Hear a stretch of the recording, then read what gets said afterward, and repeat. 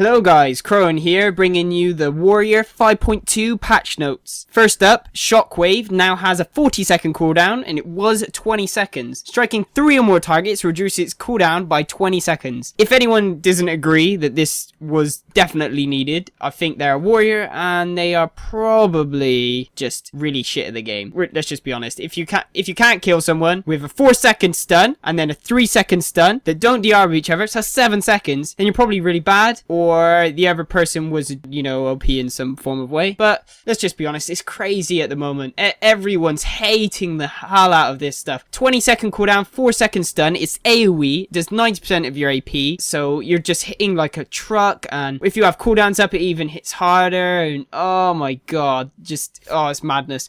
I think it's worse that it hits harder just because you are arms right now, and I don't know if that's going to change. I think it's not, which is kind of annoying. I don't know why it's that way. But this is definitely a needed change. It will mean that it actually has a skill cap, actually having to hit 3 people. I think this is going to allow you to get stuff off pets as well, though. So you're going to be able to aim it at, like, a hunter's stampede. So you have, like, 5 pets there, and you will instantly get it every time. So you'll have 4 seconds stun on those pets, and then it will be a 20-second cooldown instead of a 40-second. And the same with, like, if you hit, if the enemy team have, like, a warlock, and you hit their pet, the warlock, and the other teammate, so you hit two teammates and a warlock because he's got his pet next to him, then you'll get count as the 3, and then you'll get the cooldown as 20 seconds. I think this is also just going to add a hell of a big skill cap to Warriors, and Warriors were slowly dropping their skill cap, and with the removal of needing to change stances to use defensive stuff and stuff like that, I think this is a good move, although I do wish they did bring back that defensive stance and stuff change, but we'll have to wait and see. Next up, Second Wind now causes a Warrior that has been reduced to 35% health or lower to regenerate 2% of their health per second, and it was 3%, and now generates 15 rage over 10 seconds, and it was 20 rage. This kind of is what makes Warriors not be able to die when they're in their defensive stance, which is like a massive defense, just damage reduction pretty much. What is the most worst thing about this is you can get a Warrior to 1% health, and any other character in the game that doesn't have, like, that isn't a hybrid, so you would expect to be able to heal, right? And even then, hybrids, Warriors out heal them with the amount of healing it is. 3% doesn't sound like, oh, that's not loads. Like, it's actually somewhat about 9k a second, and that's without using any of their other things that increase their health. So I think they have like 2, they have like last stand or something like that, and they have like increase in health flag. I don't know what the flag is called, but I'm pretty sure they have one, and both make it just crazy. But just think of it like this is sort of like having a 3 stack of life bloom whenever you go below 35% health, and that makes it mad. Also, the 20 rage they're getting over 10 seconds is actually really good, and a lot of Warriors don't even understand why this is the good part, and this makes Second Wind pretty OP,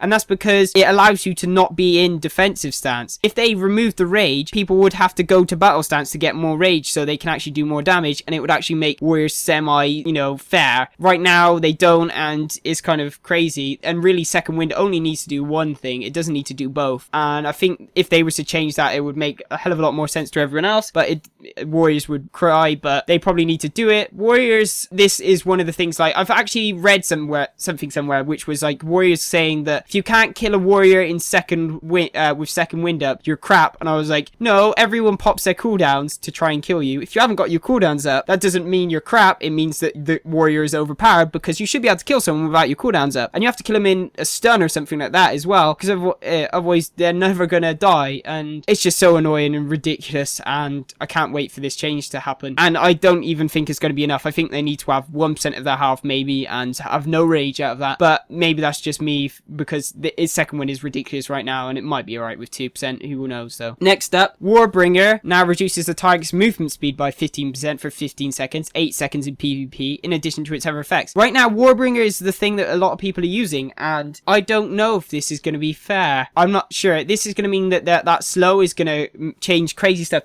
mostly because it doesn't DR with your current stun, so you're going to get that slow afterwards, and it might mean that you don't need to use hamstring and stuff, and other changes will happen around the Warriors. Just, it's when you charge it, the slow is already applied, so you just start doing damage straight away. You don't have to think about it. This, with the other changes, those are 2 heavy nerfs. It might bring them back into place a bit. It might help them out. I'm not 100% sure whether it's going to be like game changing or anything, but I'm sure with those 2 big nerfs, it'll help them stay afloat rather than just dropping down to nothing. Next up, Shield Barrier now scales approximately 10% less less efficiently with attack power. Shield barrier right now is really strong. It's mostly not for PvP. It's mostly to do with RBGs. Rated Battlegrounds, this is a really good thing. Like, it costs 20 rage, so if you have the rage is great, and 1.5 second cooldown, so you can put it up pretty much all the time. And what it does is it can choose up to 60 rage to increase the amount absorbed. Absorption amounts increase with attack power. So if you have good absorption rates, then you're going to be looking at big numbers, and it does scale ridiculously. It's like 66.7% of your attack power, and then it's like with like 133.3% of your strength, so whatever. And then you got 83.3% of your stamina, and then that those add together to make the amount. And when you're looking at people that are in PvP gear, so they're going to be having some strength and stuff, whatever, so they're going to have that attack damage, then they will be gaining something around, well, it's like, what would it be? It would be something like 10k from the AP part, and then you're going to be looking at 83% of your health. So it's going to be big numbers, especially when you have more AP. I'm not sure how much it is at the moment, but I think it did need to be nerfed. Seems everyone rolls with a warrior in flag carrying. I don't know what it's like in the old PvE, but to be honest, I don't feel like it matters. I don't care enough about PvE right now. Next up, Stormbolt now deals 125% weapon damage, and it was 100%. This is PvE, and mostly I think that was nerf was for PvE. I think people are switching to use Stormbolt a lot more now since the changes with the old Shockwave, and then they sort of switched to using that, and so they've still got Shockwave, but they needed Stormbolt for like a ranged interrupt and stuff like that, since they didn't have the silence from Gag Order. I feel like that's fine, and I think the damage probably did need to get chucked down, mostly because they want you to use it for utility and not just because you want it as a range interrupt. So I feel like that's fair. Next up, Enraged Regeneration now costs 30 rage, and it was 60 rage, and I feel like this is a good move. This is the level 30 warrior talent, and it's so in comparison with Second Wind, and I still don't think warriors are gonna take it. 60-second cooldown, 30 rage, 10% of your total health, and an additional 10% over 5 seconds, so it's 20% of your health in healing.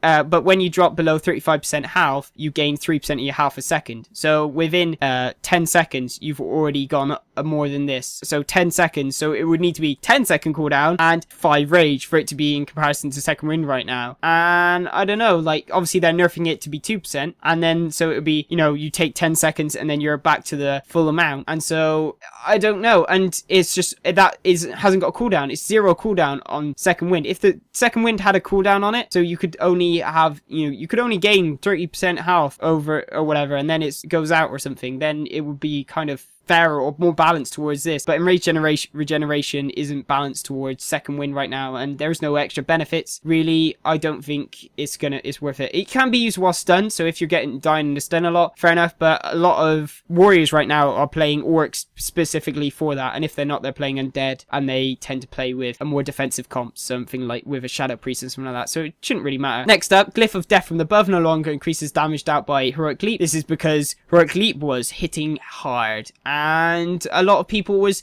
taking this glyph just for the hitting hard part, and I can understand why they changed it, although like it will only just do the am I right? Yeah, a lot of people are taking it just to do the slow, and then they get the damage as well. I can understand that, but then they didn't remove the slow, and so the damage is just getting taken away. I don't know, I feel like that's kind of annoying, but at the same time I think it's fair. I mean, you don't need to do even more damage as a warrior right now, really, do you? Next up, Taste for Blood has been redesigned. It now causes a warrior to gain 2 stacks of overpower, maximum of 5 stacks. When Mortal Strike deals damage to a warrior, the target dodges and no longer interacts with Heroic Strike. It now requires level 20 and was level 50. This is a great change, and a lot of people are going to be like, oh, but I like the old one. Well, the old one was overpowered. This one is more fair. It doesn't make you go and do crazy damage numbers. It just gives you procs, and it allows you to use overpower, and it stacks up, so you can stack up your overpowers, and that makes sense, so you can stack it up and you can do burst, but it's on a global cooldown.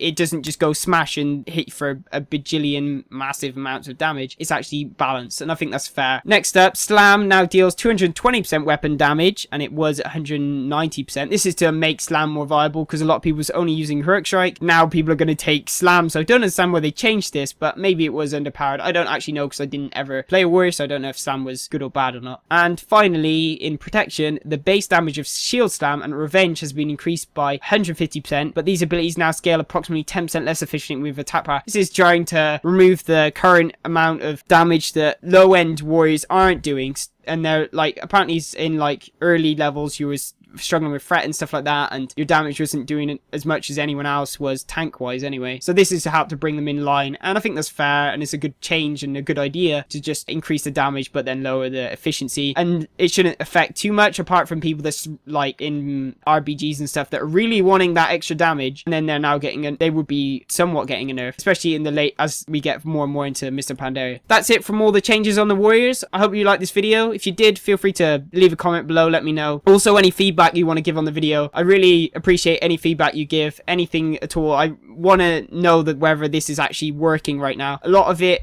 has been changed from what I was doing in previous formats and stuff. I've obviously learned a few more tricks and things like that, and I'd like to know if it's actually worth, you know, me making those big changes, because it does take a lot more time to do these types of videos. But I do feel like the feedback and stuff I'm getting recently has been way better, and I'm getting more subscribers and stuff, and obviously that's great for me, and obviously those people like the content, so it's great for them too. So I hope you like this video, and I will speak to you again soon. Goodbye!